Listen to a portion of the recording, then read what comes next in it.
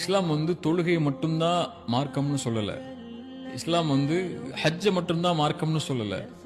இஸ்லாம் ஒரு நீங்க ஜகாத் கொடுக்கறதும் தான தர்மங்கள் செய்யறத மட்டும்தான் மார்க்கம்னு சொல்லல. ஒரு சகோதரனுக்கு முன்னால் புன் சிரிப்பு செய்யறதும் மார்க்கம் தான் இல்லையா?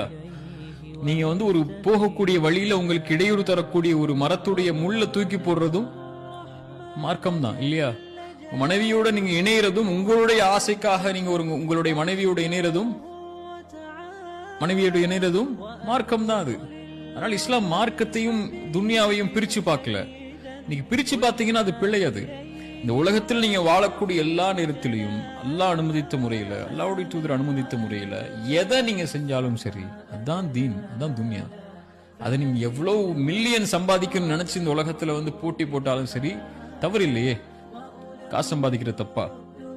நீங்க ஒரு மில்லியனர் ஆகணும், பில்லியனர் ஆகணும், பெரிய பெரிய பிசினஸ் மேன் ஆகணும், நான் கோடி கோடியா சம்பாதிக்கணும் அப்படின்னு வாழ்றது தப்பா?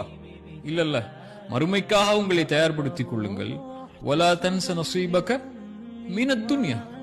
துன்யாவுடைய விஷயத்துல உங்களுடைய பங்கை நீங்க மறந்துடாதீங்கன்னு தான் அல்லாஹ் சொல்றா.